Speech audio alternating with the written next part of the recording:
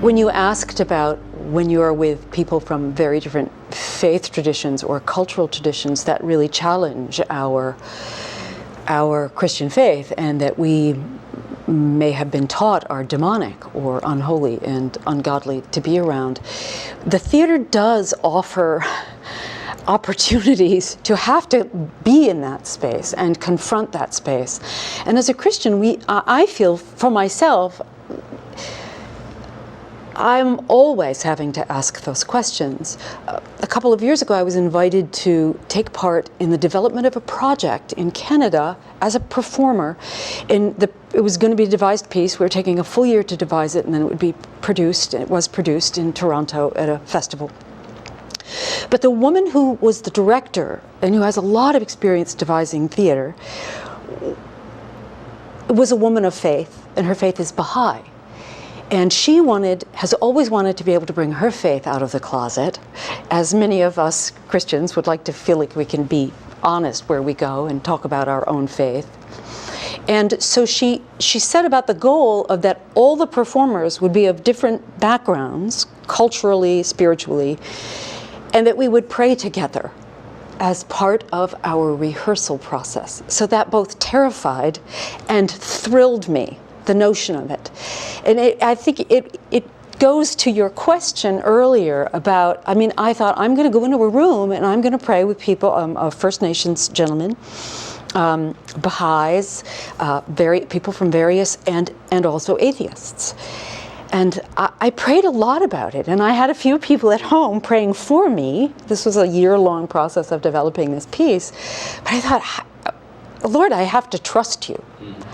At the bottom line, I thought, Lord, I can just say no to this because it's so easy to say no to things that are scary. Which goes to something we've been talking about, which is if the church puts a really narrow boundary around what it can accept, and if something is perhaps on the borderline, we just push it away and say, that's absolutely, don't go there. And maybe I shouldn't have gone there 20 or 30 years ago. That might not have been a very good place for me. But I trusted my relationship with the Lord enough to know I will know if we go into territory. I won't know. I have to trust the Holy Spirit. And I think to bring it back to what it is to be an artist and to function in the world of the arts, I think there is a part of us that's really hungry to challenge those boundaries, not in a rebellious way, but in a way of saying, God, you are so big. Our God is so big that we can't keep reducing God. God can take care of me in this situation and use those other people's experience to wake me up, to know God better. And to know what I believe, and to know what my own boundaries are. And sometimes I think we have to fall off the cliff a little to be able to know, too far. Yeah, and then return to the place of safety. That's right. Yeah. Well, you're talking about something that we touched on earlier, the pendulum between self-assurance, confidence in the Lord, and our position as believers, the Church of Jesus Christ, that is in command in the world, in a sense. God has placed us in that, not in an imperialistic sort of way, but in a sense that He's given us authority. And that producing in us a posture of sufficiency and strength and confidence to be able to be experimental and to go into those risky places, or to feel insecure and to say, no, I can't go in there because if I go in there, perhaps I won't be able to return. But I made the connection with what Paul says at one point. Well, there's two things. One, I think he speaks about the whole world is ours and the whole world is Christ's. And I don't remember what the context of it is.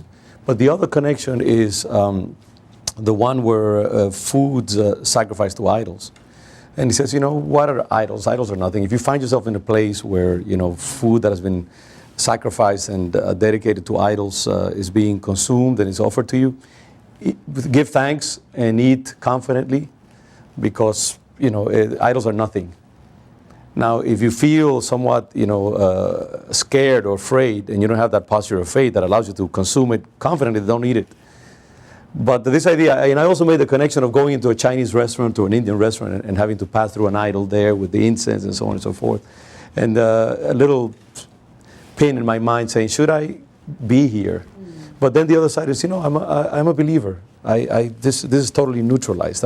Maybe I'll just see that as a work of art and having no radioactive influence in terms of demonic and so on and so forth, and placing myself in that position of confidence. So the summary of it is that I think as Christians and artists, I mean, you guys are walking in that risky territory all the time, because you are negotiating and trafficking in products that have often been produced by impure minds or by minds that are not definitely yielded to Christ and to His Lordship, and yet you have to handle these things because that's what you do, and you're there in the marketplace.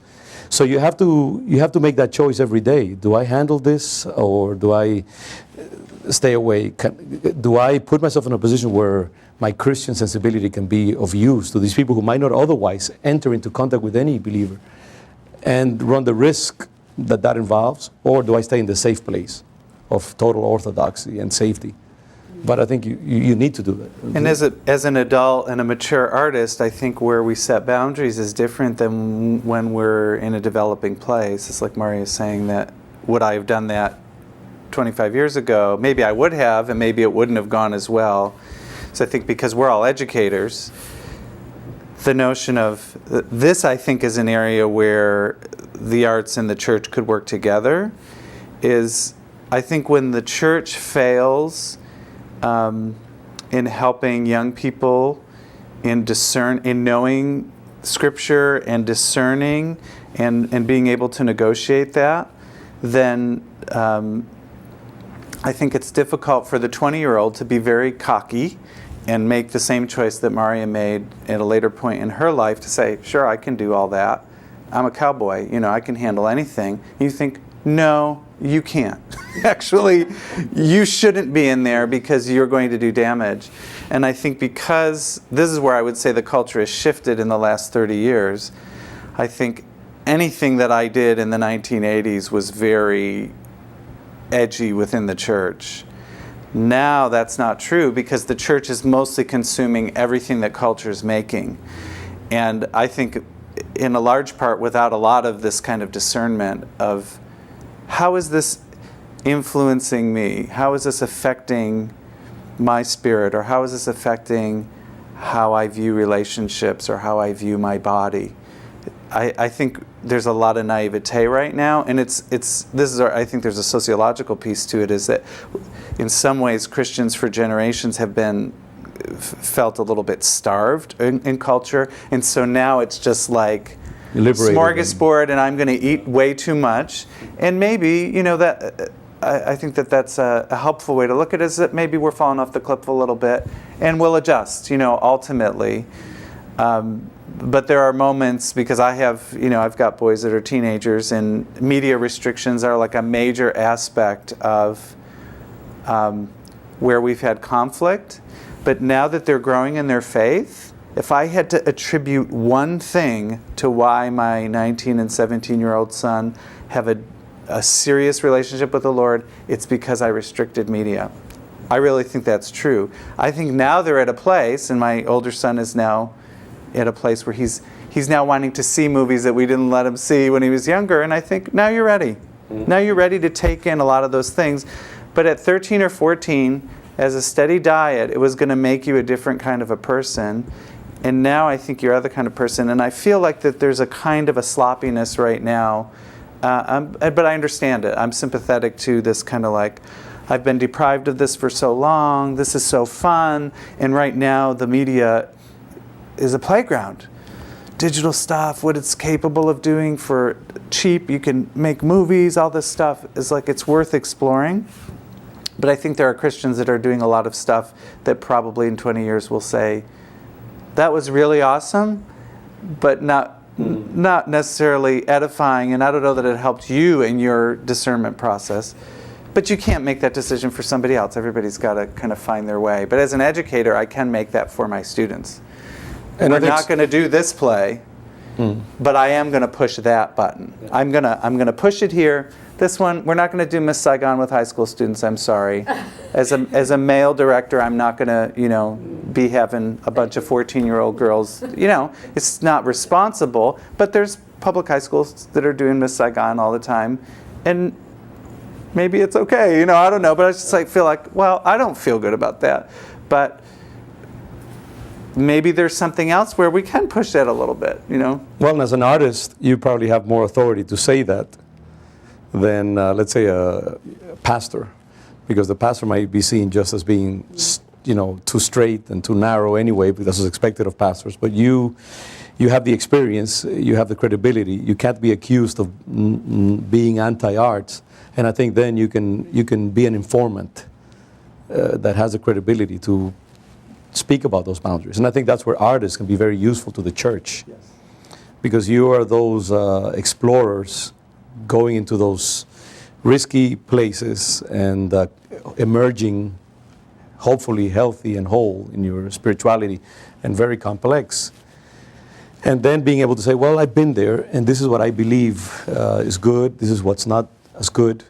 And you can speak with a nuance and the credibility that perhaps others can't. So I think that's why you guys need to be protected by the church in a way and allowed to be a little mischievous and to get into those risky places, be sort of enfants terribles, who are very, it's like a gifted child who breaks the china, but who needs to be given freedom to explore and to get that deep intelligence that they have out there because they're going to be useful someday.